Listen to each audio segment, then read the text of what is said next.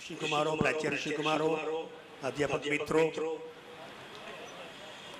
आज पूज्य दादाजी 22મી पुण्यतिथि निमित्ते આપણે સૌ એકત્ર થયા છીએ અને પૂજ્ય દાદાજીના સંસ્મરણો એટલા બધા મારા હૃદયમાં પણ એટલા જ છે, કારણ કે 40 વર્ષ આ સંસ્થામાં મને થયા, 5 વર્ષ અધ્યાપનના અને 35 વર્ષ અધ્યાપનના, એટલે 40 વર્ષમાં પૂજ્ય દાદાજી સાથે રહેવાનું થયું છે.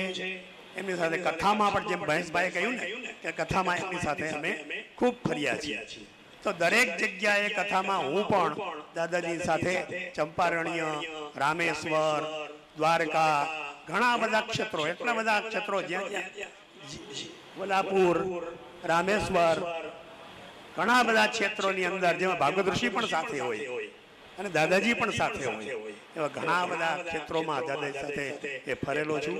એમનો મને ખૂબ જ દિવ્ય લાભ પણ મળેલો છે. એમની પાસે અધ્યયન કરવાનો પણ મને મોકો મળ્યો છે, કારણ કે રાજસ્થાનની અંદર સુમેરુપુરમાં દાદાજીની કથા હતી. હું અને અમૃતલાલ ભોગાયતા અને બીજા 2-3 મહેન્દ્રભાઈ પંડ્યા જે મુંબઈની અંદર મુખિયાજી છે એ સાથે પારાયણમાં ગયેલા. હવે બપોરનો સમય થાય, વિદ્યાર્થી જીવન હતું, એટલે બપોરના સમયમાં દાદાજી અધ્યયન કરતા હોય, લેખન કરતા હોય, કારણ કે દાદાજીનું એક અનેક તો આપણે યાદ કરીએ, પણ સાથે સાથે દાદાજીએ જે ટીકા લખી છે, જે ટીકાકાર તરીકે પોતે જે ટીકા લખી છે, કરદમ અને ક્ષમા ટીકા, એ પણ ખૂબ જ દિવ્ય અને ભવ્ય છે અને આજે ઓથેન્ટિક ટીકા તરીકે એનો ઉલ્લેખ થાય છે. વિદ્વાનોની અંદર એ ટીકાને માન્યતા આપી છે, ટીકાને માન્યતા મળી છે. આપણે માત્ર દાદાજીને એક જ વસ્તુ એમ કે સંકલન કર્યું નહીં, પણ એમણે સંકલન કરી અને બધી ટીકા ઉપર એક પોતાની ટીકા લખી છે, જેનું નામ છે કરદમ ક્ષમા ટીકા. અને આજે એ વિદ્વાનો વાંચે છે ત્યારે એ વિદ્વાનોને પણ એ માન્યતા આપવી પડે છે કે આ ટીકા ઓથેન્ટિક ટીકા છે. દાદાજીને રાષ્ટ્રપતિ સન્માન મળેલું છે, કેટલા બધા સન્માનો મળેલા છે. અનેક ટીકોપેટ લખવાના કારણે પૂજ્ય દાદાજીને રાષ્ટ્રપતિ સન્માન મળેલું છે. અવળી મોટી આ દાદાજીએ વિદ્યાપીઠ બનાવી છે. હું જે એક પ્રસંગ જે કહેતો હતો એ ભૂલી ન જાઉં, એટલે ફરી યાદ આવી કહી દઉં. બપોરનો સમય હોય, દાદાજી લખતા હોય અને ઊભા થઈને જુએ કે વિદ્યાર્થીઓ શું કરે છે. એટલે હું, અમૃતલાલ ભોગાયતા અને પેલા મહેન્દ્રભાઈ, હજી કોઈ એકાદ હશે, મને યાદ નથી, પણ અમે સૂઈ ગયા હોય, બપોરે જમી અને બપોરે સૂતા હોય. એટલે દાદાજી આવીને ઉઠાડે, ગોઠો સૂઈ કેમ જાઓ છો? એટલે દાદાજીએ યુક્તિ કરી, કારણ કે ઉનાળાના દિવસો એટલે ઊંઘ આવી જાય, એટલે દાદાજીએ યુક્તિ કરી કે તમારે બપોરે ઊંઘવાનું નહીં, પણ માલાજી બનાવવાના ઠાકોરજીને, પુષ્પ લેવાના, પુષ્પ લાવી અને બપોર જે તમારે ઠાકોરજીની માલાજી બેઠા બેઠા બનાવવાની અને એ માલાજી આપણે પેલા પોથીજી ઉપર લઈ આવીને પધરાવવાની. એટલે બપોરે ઊંઘ ના આવે એટલા માટે દાદાજી અમને આ પ્રવૃત્તિ માલાજી બનાવવાની આપી. અને સાંજ પડે એટલે વળી પાછું અમે આમ કેમ થાય, એટલે દાદાજીની વળી પાછી ચિંતા થઈ કે આ સાંજ પડે પછી ક્યાંક ફરવા નીકળી જાય, ક્યાંક આમ તેમ નીકળી જાય, એટલે કે મારી પાસે તમે અધ્યયન કરો.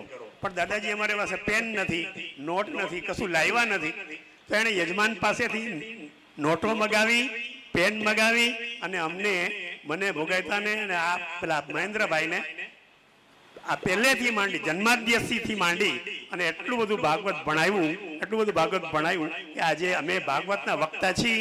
એટલા માટે કોઈ અભિમાન આપણે કરતા નથી કે અમે ભાગવતના વક્તા થયા છીએ, પણ દાદાજીને સાંભળી દાદાજીની પાસેથી શીખી દાદાજીનું આચરણ જોઈ અને આજે અમારામાં પણ જે કાંઈ આવ્યું અને જે કાંઈ આવીને જે કાંઈ પીરસ્યું, 35 વર્ષથી જે કાંઈ આપણે જેને કહીને કે કૂવામાં હોય તો વેળામાં આવે, જે કાંઈ હતું એ બધું દીધું છે.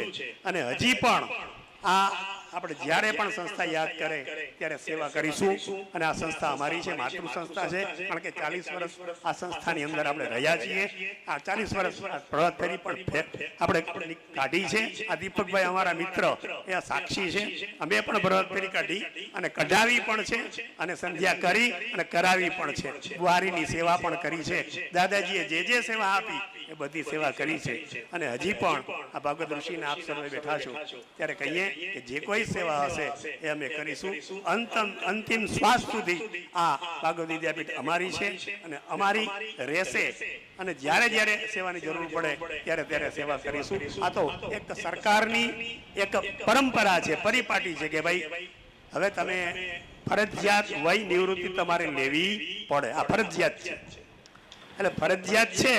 પણ આમ જે છે ને કે કહીએ કે ફરજિયાત વય નિવૃત્તિ આવી ગઈ, નિવૃત્તિ લઈએ છીએ, પણ જ્યારે જ્યારે પણ આપ સ્મરણ કરશો અમારી સંસ્થા છે, ગમે ત્યારે એની ટાઈમ ગમે ત્યારે અમે આવી અને સેવા કરીશું.